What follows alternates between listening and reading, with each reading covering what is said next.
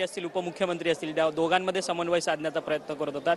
आता विधिमंडळ गटाने त्यांची निवड झालेली आहे। मुख्यमंत्री म्हणून आता देवेंद्र फडणवीस शपथ घेणार।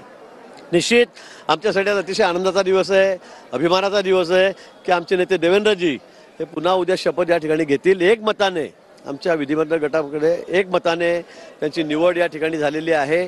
अतिशय आनंदाचा दिवस आमच्यासाठी आजचा आहे आणि उद्या म्हणजे आज दुपारी आम्ही राज्यपाल महोदयांकडे जाऊ, त्यांना त्या ठिकाणी पत्र देऊ सत्ता स्थापनेबाबत आणि उद्या संध्याकाळी 5 वाजता या ठिकाणी शपथग्रहण कार्यक्रम होणार आहे। त्यात एकनाथजी असतील, अजितदादाही असतील आणि देवेंद्रजी असतील। किती मंत्री उद्या शपथ घेणार आहेत की फक्त 3च जण उद्या त्या शपथविधीचा कार्यक्रम? अजूनपर्यंत तरी माझ्याकडे कुठली माहिती नाही आहे, मला अजून काही कळालेलं नाही आहे कोण घेणार काय, पण नक्की आहे 3 मंत्री, 2 उपमुख्यमंत्री आणि 1 मुख्यमंत्री हे उद्या त्या ठिकाणी शपथग्रहण घेतील। संध्याकाळपर्यंत काही वरतून निर्णय आला तर काही मंत्री अजून होऊ शकतात तिन्ही पक्षांचे, पण आतापर्यंत कुठलाही तसा सगळं काही